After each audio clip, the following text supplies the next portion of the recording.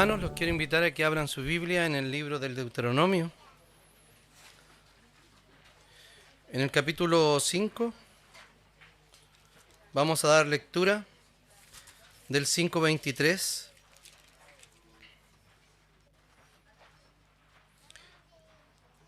hasta el 6:9. 5:23 al 6:9.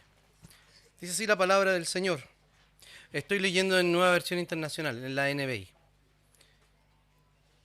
Cuando ustedes oyeron la voz que salía de la oscuridad, mientras la montaña ardía en llamas, y todos los jefes de sus tribus y sus ancianos vinieron a mí y me dijeron: el Señor nuestro Dios nos ha mostrado su gloria y su majestad, y hemos oído que salía del fuego. Hoy hemos visto que un simple mortal puede seguir con vida, aunque Dios hable con él. Pero ¿por qué tenemos que morir? Este gran fuego nos consumirá y moriremos. Seguimos oyendo la voz de nuestro Dios. Pues, ¿qué mortal ha oído jamás la voz del Dios viviente hablarle desde el fuego, como la hemos oído nosotros, y ha vivido para contarlo? Acércate tú al Señor nuestro Dios y escucha todo lo que Él te diga. Repítenos luego todo lo que te comunique, y nosotros escucharemos y obedeceremos. El Señor escuchó cuando ustedes me hablaban y me dijo: he oído lo que este pueblo te dijo. Todo lo que te dijeron está bien. Ojalá su corazón esté siempre dispuesto a temerme y cumplir todos mis mandamientos, para que a ellos y a sus hijos siempre les vaya bien. Ve y diles que vuelvan a sus carpas, pero tú quédate aquí conmigo, que voy a darte todos los mandamientos, preceptos y normas que has de enseñarles para que los pongan en práctica en la tierra que les daré como herencia. Tengan pues cuidado de hacer lo que el Señor, su Dios, les ha mandado. No se desvíen ni a la derecha ni a la izquierda. Sigan por el camino que el Señor, su Dios, les ha trazado para que vivan, prosperen y disfruten de larga vida en la tierra que van a poseer. Estos son los mandamientos y preceptos y normas que el Señor, tu Dios, mandó que yo te enseñara, para que los pongas en práctica en la tierra de la que vas a tomar posesión, para que durante toda tu vida tú y tus hijos y tus nietos honran al Señor, cumpliendo todos los preceptos y mandamientos que te doy, para que disfrutes de larga vida. Escucha, Israel, esfuérzate en obedecer. Así te irá bien y serás un pueblo muy numeroso en la tierra donde abundan la leche y la miel, tal como te lo prometió el Señor y Dios de tus padres. Escucha, Israel, el Señor nuestro Dios es el único Señor. Ama al Señor tu Dios con todo tu corazón y con toda tu alma y con todas tus fuerzas. Grábate en el corazón estas palabras que hoy te mando. Incúlcaselas continuamente a tus hijos. Háblales de ellas cuando estés en tu casa, cuando vayas por el camino, cuando te acuestes y cuando te levantes. Átalas en tus manos como un signo, llévalas en tu frente como una marca. Escríbelas en los postes de tu casa y en los portones de tus ciudades. Oremos al Señor. Señor, te damos infinitas gracias por esta tu palabra. Te quiero pedir, Señor, que tú nos hables por medio de ella, que nos enseñes a nosotros a amarte para comunicar la verdad que debemos contar a nuestros hijos. Te damos gracias por ello, porque tú no has dejado tu palabra ni nos has salvado solo a nosotros, Señor, sino también, como lo prometiste a nuestro padre Abraham, que serás nuestro Dios y el Dios de nuestros hijos también, Señor. Te damos gracias por ello y oramos en el nombre de Jesús. Amén.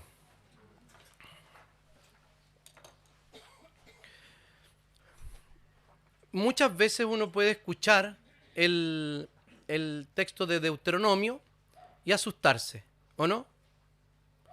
A sus hijos les leí este texto del Deuteronomio en el catecismo, porque estábamos hablando de que Dios hace todo lo que quiere. Y todos reconocían muy abiertamente y muy rápidamente, o muy livianamente, que cualquier persona que diga eso está mal. Yo hago lo que quiero. texto de Isaías. Yo hago lo que quiero. Todos reconocieron que nadie podía decir eso sin ser, y dieron hartos que eran patudos, sin respetos, alguien dijo pasados, que eran, etcétera. ¿Ya? Sin embargo, cuando les pregunté si Dios decía eso, dijeron, no, está bien porque Dios es la máxima autoridad. Sus hijos tienen súper claro esto.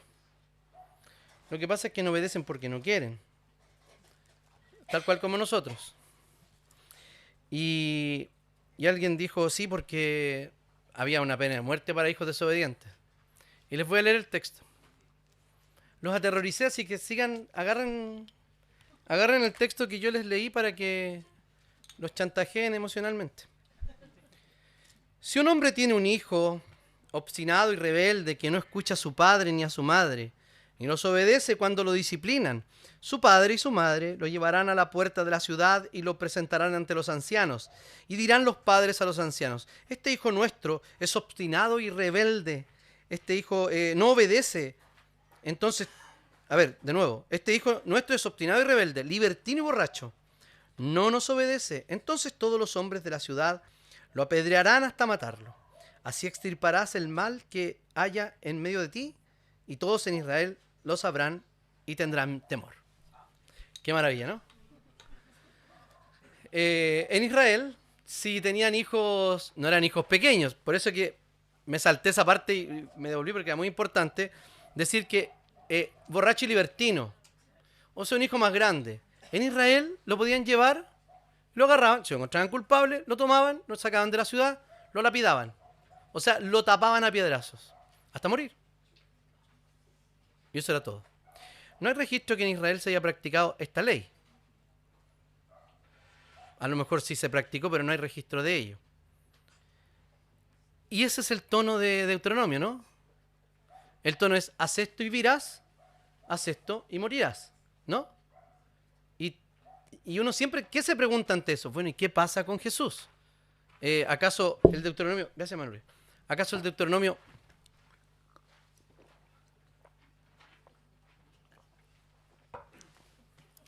El Deuteronomio es solo amenazas? ¿Y qué pasa? ¿Acaso nos puede matar? ¿Acaso nos puede mandar al infierno? ¿O qué cosa? Yo, junto con mi asistente, creé esta infografía. No, esa no es.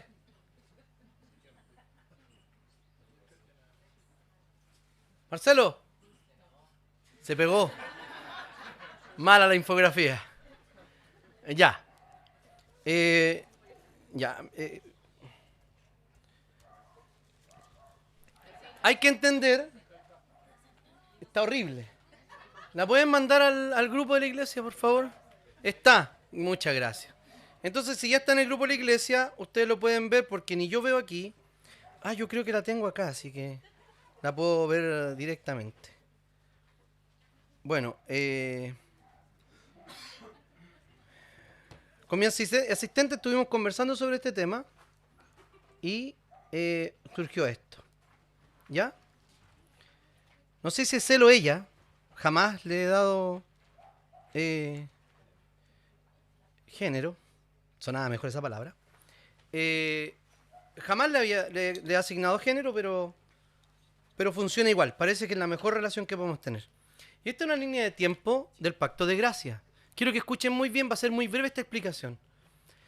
En la teología reformada hay 3 pactos importantes: el pacto de redención, el pacto de obras y el pacto de gracia. ¿Ya? El pacto de redención es un pacto precreacional. Es un acuerdo de la Trinidad interno, intratrinitario, que decidió todo lo que iba a suceder. Y entre esas cosas, que Cristo, la segunda persona de la Trinidad, el Verbo de Dios, se encarnaría para morir por todos nosotros. Punto. Ese es el pacto de redención. Esa es la base de los siguientes pactos. El primer pacto dependía, haz esto y vivirás, haz esto y morirás. O sea, si comes tú del fruto, morirás. Si no comes, vivirás. ¿Qué pasó allí? Comieron y ciertamente murieron. Listo. Pero en el momento en que comieron, el Señor les da una promesa en Génesis 3:15, que les dice que vendrá la simiente de la mujer y que ella herirá a la serpiente en la cabeza y ésta le herirá en el calcañar, o sea, en el talón. Herida mortal respecto a una herida temporal. Estaba hablando de que con la muerte de Jesús iba a ser dañado. Sí, ciertamente que sí. Pero iba a ser el golpe que le dan a una serpiente. Nunca es vital un golpe en el talón a un hombre, a un ser humano. Pero si un golpe en la cabeza es fatal para la serpiente. Bueno, estaba anunciando esto. Ahí está la promesa, en el primero, ¿cierto? Si ustedes ven sus cuadritos, ¿saben cuánto me demoré en hacer esto? 13 segundos. Después de la caída, Dios promete que la simiente vencerá a la serpiente, ¿cierto? Después el Señor da un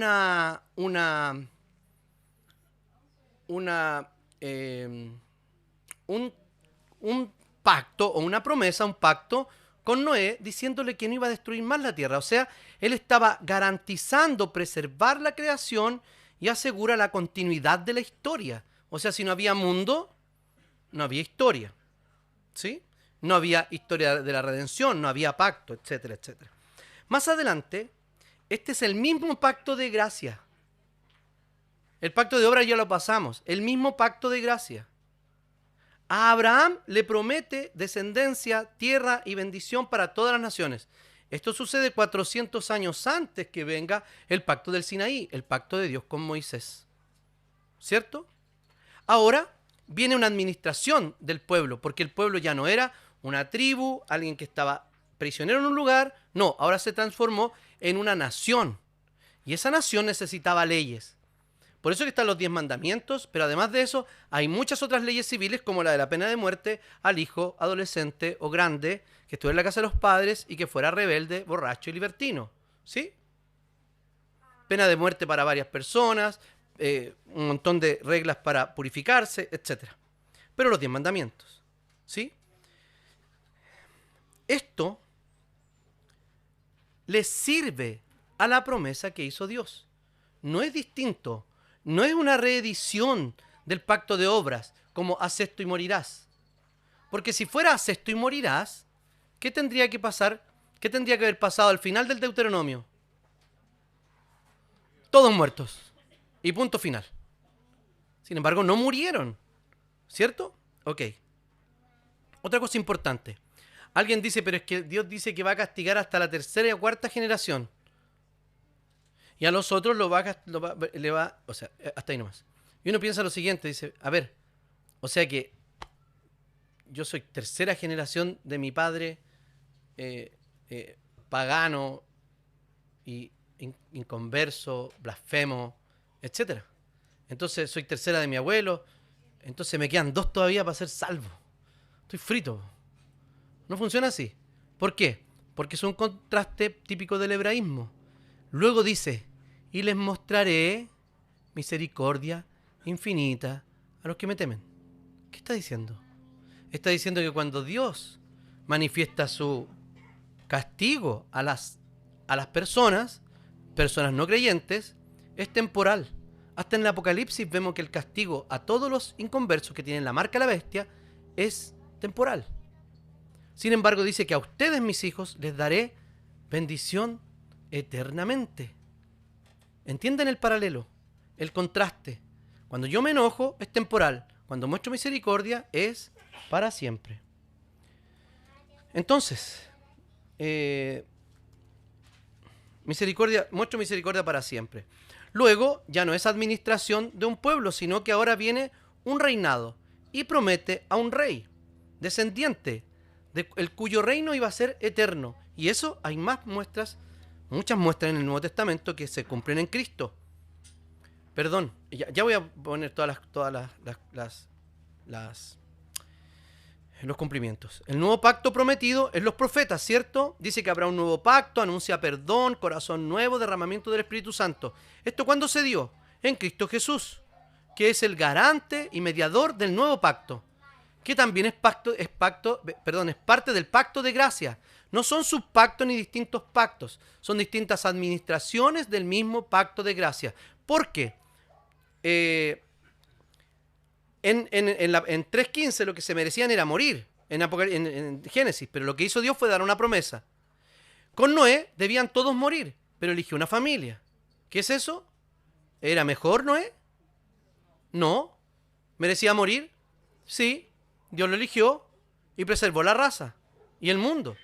Luego a Abraham, el peor prospecto, pagano, viejo, mujer estéril, para crear una nación. Pésimo. El Señor lo llamó y le prometió tierra, bienes y bendecir a las naciones por medio de su generación.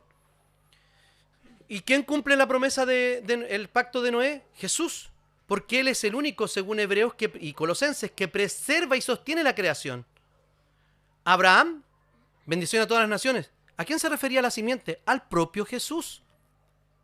Administración con Moisés. El pacto de gracia se administra en Israel.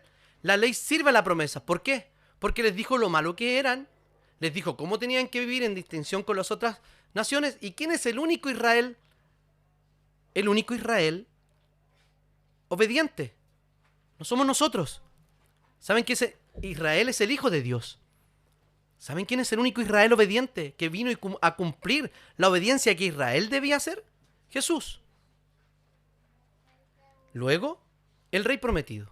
¿En quién se cumple? En ningún otro descendiente humano de David, sino el único descendiente humano y divino de David, que era Jesús y que reina ahora y reinará por los siglos de los siglos, y es propuesto o puesto en la Biblia como Rey de Reyes y Señor de Señores. Los profetas anunciaron eso, Cristo vino y cumplió todas las promesas y establece un nuevo pacto en la Santa Cena. La Iglesia proclama este nuevo pacto a todas las naciones y la gloria final es que Cristo volverá para llevar el pacto de gracia a su plenitud en la nueva creación. Cuando vemos al final de Apocalipsis que dice que la ciudad de Dios desciende como una esposa ataviada, está hablando de la iglesia. Luego llega acá, muchas gracias, Manuel. Luego llega acá y dice que Dios hizo morada con ellos. Ellos serán su Dios y Él será su Dios y ellos serán su pueblo. Son las mismas palabras que Dios usa con Abraham. Entonces, cuando hablamos de nuevo pacto y antiguo pacto, se está haciendo referencia fundamentalmente a la administración que hizo con Moisés. ¿Sí? Porque ahí tenía condiciones de haz esto vivirás y haz esto morirás. En el pacto de obras, en el Génesis, no había un reemplazo. O sea, haz esto vivirás y haz esto morirás. ¿Qué pasó? Murieron. Punto. Pero Dios da una promesa.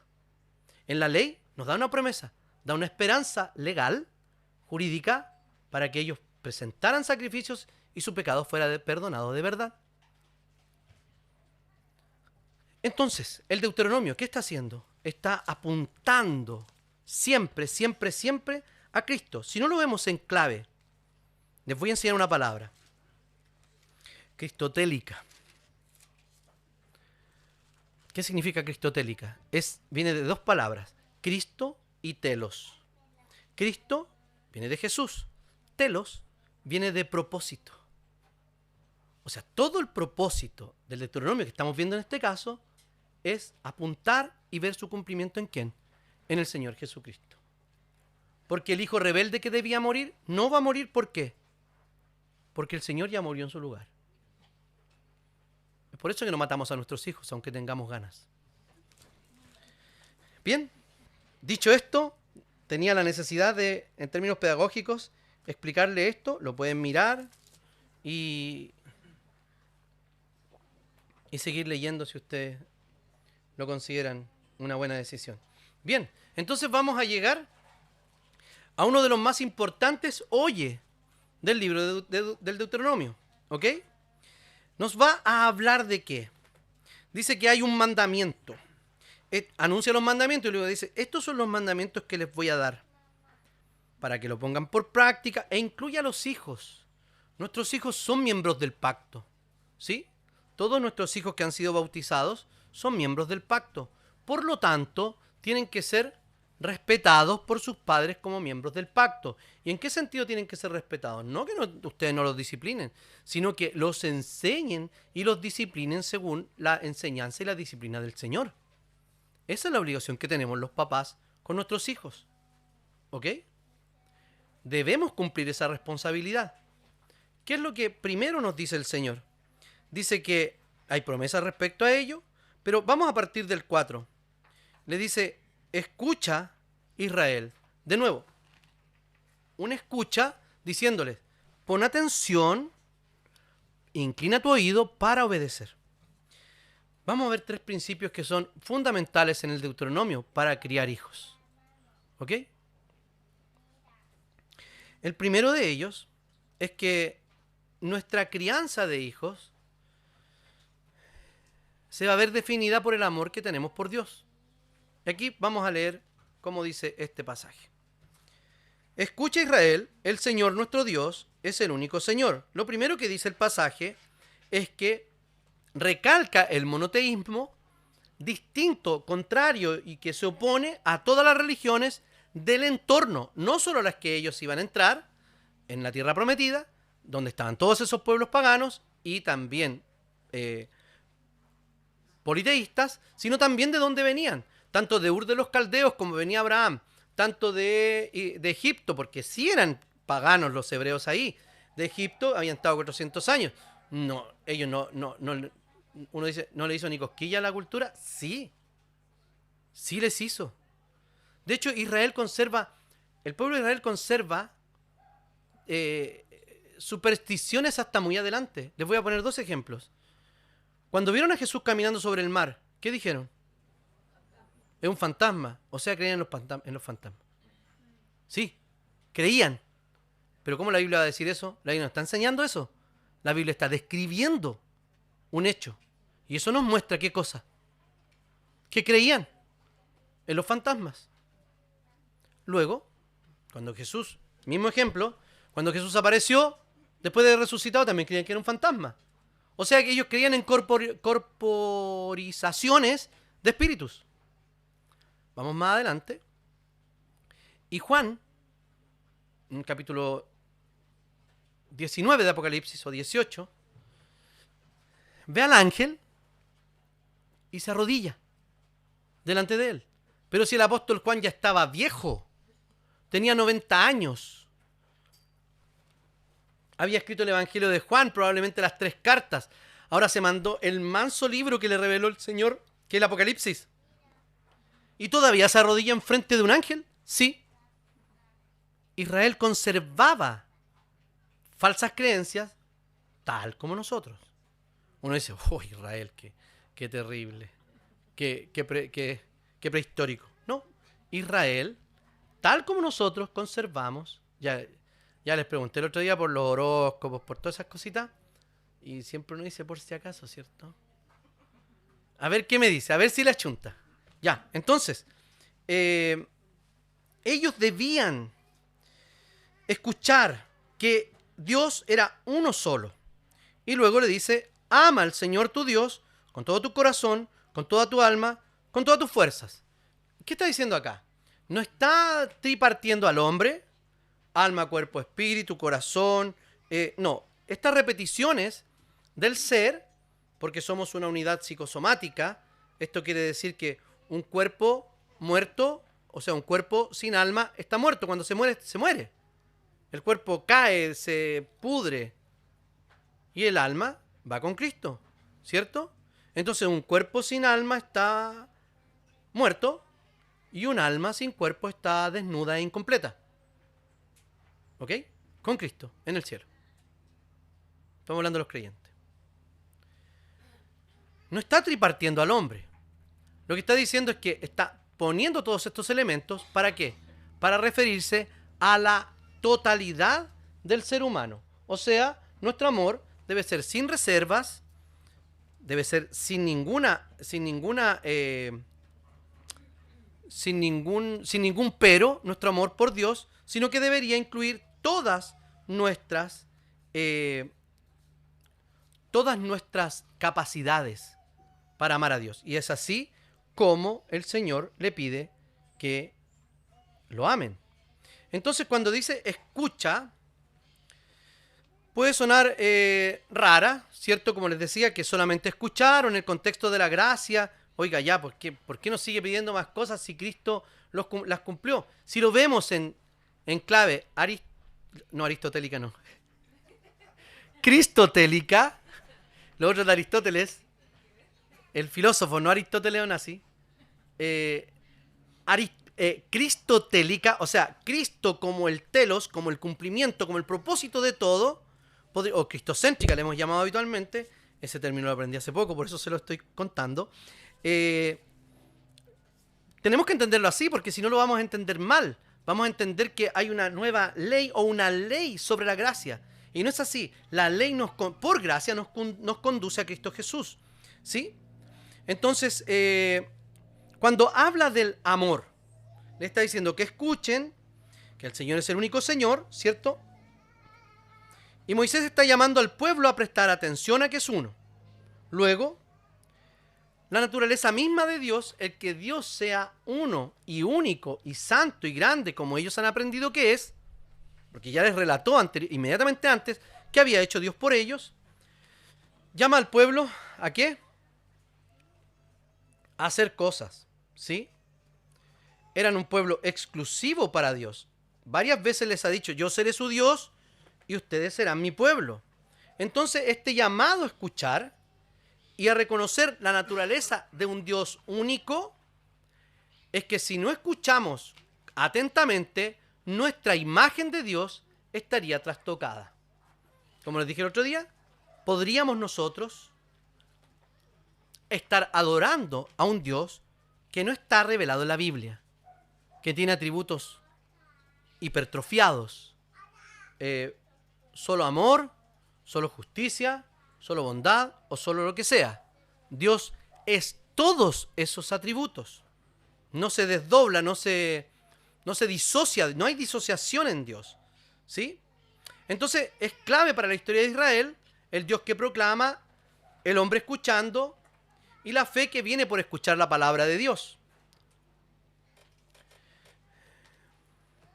Eso significa cuando nos dice que todo nuestro ser debe adorar a Dios, o debe amar a Dios en este caso, significa que ningún área de nuestra vida debería estar exenta de la manifestación nuestra del amor por Dios. Muchas veces nosotros reservamos cosas para nosotros de nuestra vida. Sí, yo puedo hacer todas estas cosas por el Señor, pero que en esto el Señor no se meta. Aquí no lo voy a dejar entrar, ¿cierto? O muchas veces tenemos otros amores que no nos permiten amar sin reserva a Dios. Tenemos que identificar aquello que le llamamos pecado, naturaleza pecaminosa, o también le llamamos ídolos, que están tomando el lugar que debe tener Dios. Entonces le dice, grábate estas palabras en el corazón que hoy te mando. Entonces Moisés aún no pasa a la relación que estas verdades van a provocar en los hijos. Tiene un paso previo. ¿Cuál es este paso previo? Le dice, primero a los padres, grábate estas palabras en el corazón. O sea, ¿qué tenemos que hacer primero para criar hijos? Conocer la palabra de Dios, pero no solo eso, grabarla. ¿Y qué hay antes de grabar la palabra de Dios? Amar a Dios. Luego grabar estas palabras. La interiorización es un acto de la voluntad. O sea, hay personas que pueden estar más interiorizadas de la palabra de Dios y otras menos. ¿Por qué? Porque de esto depende una acción voluntaria del ser humano. ¿Y cuál es esta? Acercarnos y leer la palabra de Dios. Hay un programa aquí en 9 meses. Hay programas de 1 año. Hay programas de 3 años. Hay pancitos de vida. No, mentira, eso no. Hay programas de 3 años. ¿Cuándo vamos a comenzar a interiorizarnos de la palabra del Señor? Es la determinación que todo creyente debería tener, pero sabemos que no es así.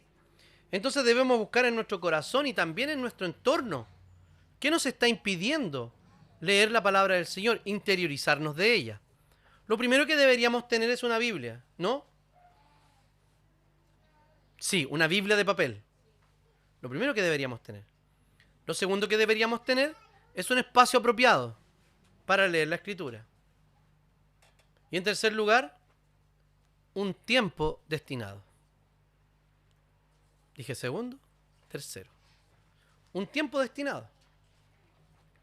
Entonces, ya hemos visto que tenemos que amar a Dios, luego interiorizar su palabra y luego, vamos recién a la primera división, dice que debemos inculcárselas a los hijos. ¿Sí? Dice que debemos inculcársela continuamente. ¿Esto qué significa continuamente? O sea, de manera sin parar. Es parecido al orad sin cesar de Tesalonicenses. Aquí, continuamente a tus hijos. Ya, ok, Señor. Entiendo que es continuamente. Ahora dime cuándo les digo esto. Háblales de ellas cuando estés en... Lean, por favor.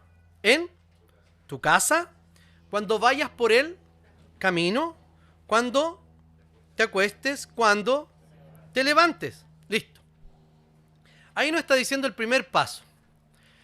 O sea, el papá y la mamá, o el papá o la mamá, deberían encontrar, o más bien dicho, preparar todo tiempo, o reconocer más bien dicho, todo tiempo como oportuno para enseñar la palabra de Dios a sus hijos. ¿Saben cuál es nuestro principal enemigo de enseñar la palabra de Dios? Por ejemplo, en el auto, las pantallas, los audífonos. Nosotros no permitíamos pantallas ni audífonos en el auto. Si tenía un viaje con ellos de 10 minutos, de 10 horas, conversaba con ellos. Y cada oportunidad era para hablar del Señor. Pero ¿cómo lo voy a perder 2 horas con audífonos? Ni siquiera para hablar una trivialidad, una tontera, contar autos de colores, lo que sea. ¿Cómo los voy a tener ahí? Contábamos autos de colores y yo siempre elegía el blanco. Hasta que se dieron cuenta por qué elegía el blanco, empezaron a elegir el blanco. Y después el gris, elegían rojo, amarillo, verde. Ya yo el blanco. Y les ganaba, pero ya pasó eso. Entonces, pantallas, distracciones, no. Podemos tenerlos atados ahí, literal. Van con cinturón de seguridad, en sillas, amarrados, no se pueden escapar. ¿Y nosotros qué decidimos? Pasárselo a la nana digital. Ya le pasamos el teléfono y va tranquilo. Ya, ¿es posible? Sí, es posible que un rato que usted controle a sus hijos de esa manera. Cada uno sabe con la chicha que se cura, ¿cierto? Pero deberíamos tener tiempos. Todo tiempo es oportuno. Por eso dice, en casa, en el camino, al acostarse y al levantarse. ¿Sí? Entonces luego dice, escríbelas átalas en tus manos como un signo, llévalas en tu frente como una marca, escríbelas en los postes de tu casa. Aquí, entonces, la confesión es clave. ¿En qué sentido? La confesión que tenemos que hacer de Dios es clave. ¿Por qué? Porque deberíamos nosotros escuchar, amar a Dios, atesorar las palabras, inculcárselas. Pero luego nos dice otra cosa más. Dice que hay formas de inculcárselas. Y ya vimos que las palabras las podemos decir. Y eso es súper importante. O sea, no podemos no decir la palabra de Dios. No podemos solo contar con símbolos. No podemos solo mostrar videos. Porque también son buenos. El buen samaritano. Hay unas películas muy bonitas de la Biblia que ustedes podrían recurrir. Pero lo más importante es que ellos deben escuchar la palabra de Dios. ¿Saben por qué? Porque la palabra de Dios tiene un poder especial. Porque son las palabras que Dios ha querido que nosotros y nuestros hijos escuchemos. No hay forma de reemplazar la lectura de la palabra de Dios. Tenemos que hacerlo. El Señor nos manda a aquello. Entonces, si seguimos mirando el texto, dice que debemos hacerlo con cosas visibles. Y ahí están muchas cosas, como les dije. La palabra de Dios acompañada o ilustrada ¿con qué? Con videos, con audiolibros, con dibujos, con títeres, con un montón de cosas. Porque ellos lo llevaban a la visibilidad. ¿Cómo lo hacían? Decían que se grabaran, ¿cierto? Luego dice, átalas en tus manos como un signo. De ellos fueron tan literales que creo que esto se los conté. Ellos, los judíos hasta el día de hoy usan unas cajitas aquí en la mano, donde está la ley, el Shema y algo más. Ahí dentro, en rollitos. Y tienen la misma cosita aquí en la frente que se llama filacteria. Es porque ellos llevaron a tal grado la práctica de este mandamiento que literalmente pusieron la palabra de Dios allí, en la frente, la ataron en la mano. Lo que está diciendo acá es que nosotros debemos enseñar de tal manera que debemos enseñar a nuestros hijos tanto a pensar bíblicamente como a actuar bíblicamente. Por eso que siempre habla de frente, de cabeza, de manos. Por eso que la marca de la bestia dice que ¿dónde fue puesta? En la frente y en la mano. ¿Por qué? Porque eso es cuando compartimos ¿qué cosa? Los preceptos del mundo, las ideas del mundo y las acciones del mundo o las acciones del anticristo. ¿Sí? Entonces cuando nosotros tenemos a nuestra vista la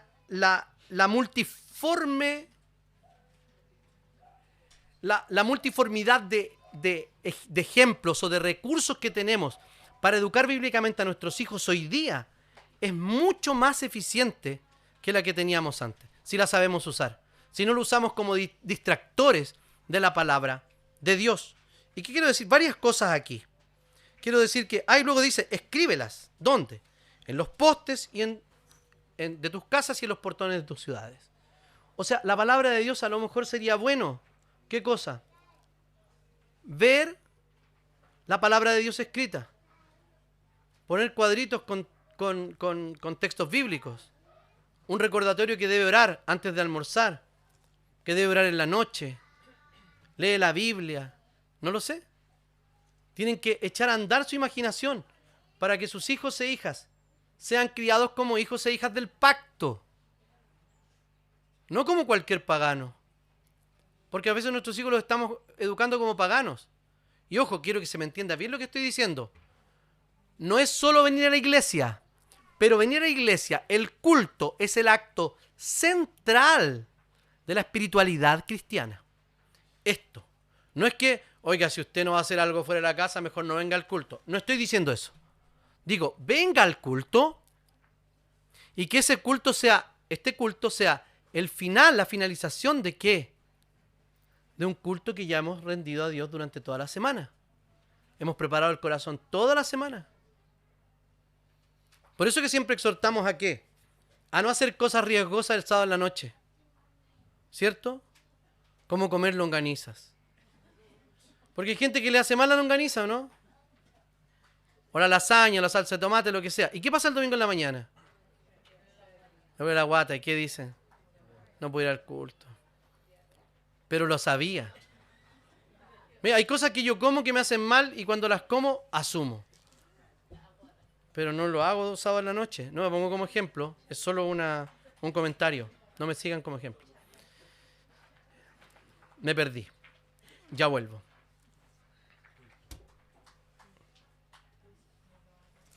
Ya, visible la comunidad. Volvamos acá. Estamos que el culto es súper importante para enseñarlo en cuanto también a lo visible. ¿Por qué razón? Porque el culto les enseña a nuestros hijos que vivimos en comunidad, que hay hermanos que nos quieren, que hay gente que se preocupa por nosotros. Ahora, esto es lo que debería ser. Esto tenemos que ponerlo también a evaluación, si estamos atendiendo a todos los que están aquí. No atendiendo pastoralmente como lo podría hacer yo de manera muy pobre. Estoy diciendo vivir en comunidad, comportarnos como hermanos. La Santa Cena, las canciones, todo colabora para contarles a nuestros hijos las maravillas que el Señor ha hecho con nosotros. La Santa Cena es un momento para que los niños que no participan, su papá o su mamá, le explique qué está pasando. Los niños son muy motivables. Y yo los quiero animar a que los sigan trayendo domingo a las 9:30. Y los que no han venido, que los traigan. ¿Cuántos éramos hoy día? No sé. Muchos. Muchos. Y están súper motivados. ¿Y saben lo único que hacemos? Lo único que hacemos durante aproximadamente 45 minutos es leer la pregunta del catecismo, su respuesta y explicarle lo que significa con la escritura. Nada más. No tenemos ninguna otra pretensión más que esa. Y ustedes los ven como están de entusiasmados. Eso se contagia. En una comunidad eso se contagia. Entonces, ¿quiénes son los responsables de traer a los niños a la escuela bíblica, de traerlos al catecismo? Ustedes. No hay nadie más que sea responsable. Aquí están los recursos, pero ustedes son los responsables de mantener a sus hijos en el culto, de enseñarles a adorar a Dios. ¿Por qué? Porque grábatelas tú primero en el corazón. Ama a Dios y grábatelas. O sea, ustedes primero. Si ustedes no tienen convicción de eso, difícilmente van a poder transmitir. Entonces, empiecen a hacerlo, aunque sea por sus hijos. Ciertamente va a haber crecimiento para ambos en esa acción. Todo lo que pasa acá alimenta la fe de los niños, sustenta la fe de los niños. Y todo esto colabora para que usted siga en el desafío de criar a sus hijos según la palabra del Señor. Entonces, uno podría esperar, y con esto termino, uno podría tener una falsa expectativa de lo que está pasando acá. O sea, algo automático, algo como 2 más 2 es 4. Aquí, 2 más 2 puede ser menos 3 y 2 más 2 pueden ser 10. ¿Por qué les digo esto? Porque no todos, cuando aplicamos estos principios, tenemos exactamente los mismos resultados. Y podríamos estar pensando en ¿qué? En que nuestra próxima generación va a ser una generación de hijos perfectos. Y no es así. No es así. Pero ¿qué nos toca a nosotros? ¿Hacer crecer la palabra de Dios en el corazón de nuestros hijos? No. Porque ¿quién plantó? ¿Se acuerdan? Pablo plantó. O sea, sembró la semilla del evangelio. Apolos regó, o sea, enseñó. ¿Y quién dio el crecimiento? Dios. El Señor es el que prepara el terreno. ¿Qué hace el sembrador en la parábola del sembrador? Tira la semilla. Eso somos nosotros. Nuestros hijos pueden ir cambiando. A veces pueden estar como un terreno duro, infértil, otro con malas influencias. Pero cuando viene el Señor a su corazón y cambia su corazón y lo convierte en un buen terreno, da fruto al 100%. Es el Señor quien hace la obra. Entonces la única expectativa que podemos tener aquí es criar hijos que amen a Dios tan imperfectamente como lo amamos nosotros. Pero eso es. No vamos a obtener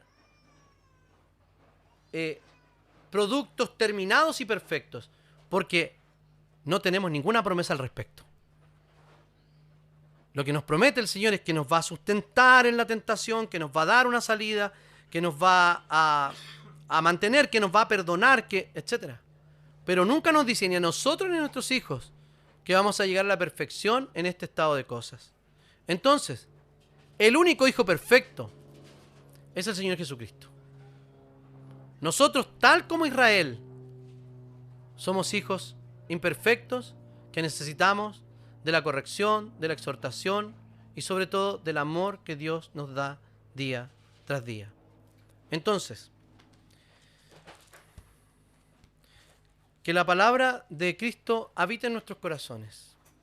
Y la única forma de que habite la palabra en nuestros corazones es que la leamos. De esa manera vamos a poder amar correctamente a Dios, vamos a poder grabar esto en nuestro corazón, vamos a poder enseñarle a nuestros hijos, ser creativos con nuestros hijos para enseñar la palabra de Dios y lo más importante, ser absolutamente realistas. ¿Qué significa eso? Que solo la gracia de Dios transforma cada corazón y no nosotros. Oremos al Señor. Señor, te damos infinitas gracias por tu palabra. Te queremos pedir, Señor, que tú la atesores en nuestro corazón. Te pedimos, Señor, que nos nos auxilies, Señor, como padres, porque ciertamente tantas veces somos padres y madres necios, que no sabemos enseñar, que no sabemos corregir, pero pon un espíritu humilde en nosotros para poder, Señor, buscar la ayuda necesaria, para poder, Señor, agachar la cabeza delante de ti y saber que tú eres la única esperanza real, realista y verdadera para el corazón de nuestros hijos. Te damos gracias, Señor, y te bendecimos en el nombre de Jesús. Amén.